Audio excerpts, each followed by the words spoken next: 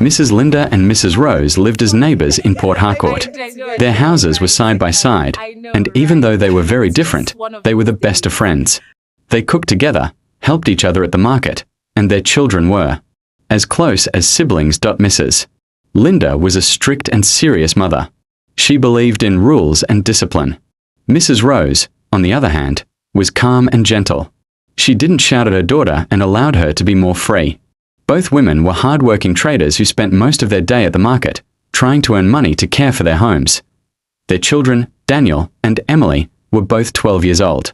They had grown up together, playing in the compound, doing homework, sharing food, and laughing at silly jokes. Wherever you saw one, you saw the other. They were inseparable. One evening at dinner, Daniel looked up and said, "Mum, I want a phone. Almost everyone in my class has one." Mrs. Linda raised her eyebrows. "You? A phone? What do you need a phone for?" "Not just games, Mum. I can use it for school too. Please." Mrs. Linda thought about it and said, "If you come first in your class this term, I'll get you a phone. But only if you earn it." Daniel was excited. From that day, he studied harder than ever before. Even Emily noticed it. "You really want that phone, don't you?" she teased. "Yes. I'm going to make my mum proud," Daniel replied. When the school term ended, Daniel came home smiling from ear to ear. He showed his mother the report card. First position. Mrs. Linda was so happy. She gave him a big hug and, true to her word, bought him a brand new smartphone. Daniel couldn't believe his eyes. It was shiny, fast, and full of exciting apps. Emily was just as thrilled. "Let's download games," she shouted. They started using the phone together, watching cartoons, funny videos, and playing games. First, everything was fun and innocent, but one day, while exploring the phone, Daniel saw a folder with a strange name. "What's 18 plus?" he asked. "I don't know," Emily said. Daniel tapped on it. A video opened. What they saw made them sit in silence. It was not a cartoon or a game. It was a video of adults doing things they didn't understand. It felt strange. "What are they doing?" Emily whispered. "I think it's something grown-ups do," Daniel replied, eyes still on the screen. They didn't fully understand it, but they were curious. "We shouldn't tell anyone," Daniel said. Emily agreed. Even though something didn't feel right, from then on, each time their mums went to the market, they locked Daniel's door and watched more videos. The laughter that once filled the compound was gone. They spent more time hiding. In that room, watching things that made them confused but curious. Weeks passed. They started copying the things they saw in the videos, at first playfully, just acting. But slowly, it became more serious. One afternoon, Emily asked, "Do you think we are doing something wrong?" Daniel paused. "Maybe. But nobody knows. It's just between us." But deep inside, they both felt something was off. They avoided talking to their mums and no longer played outside like before. Then one day, while their mothers were still at the market, they went further than they ever had. Emily ended up crying and ran home. She stopped talking to Daniel for days. He felt terrible and kept replaying everything in his mind. At school, he walked up to her and said, "Emily, I'm really sorry. I didn't mean to hurt you." She nodded slowly. "It's okay. Let's forget it ever happened." They tried to go back to normal, but things had changed. A few weeks later, Emily came to Daniel and said something unexpected. "Let's try again. I want to." Daniel was shocked.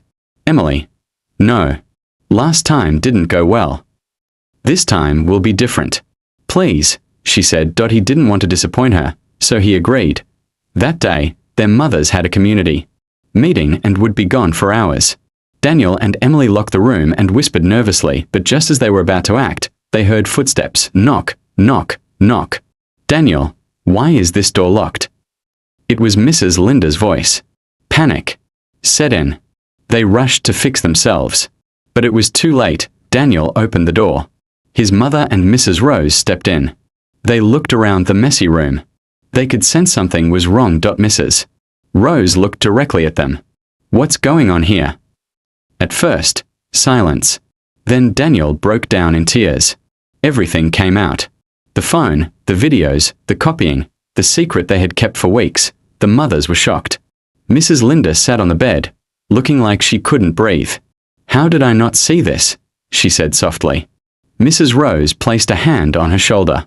"We were too busy. We weren't watching closely enough." They didn't shout. They didn't beat the children.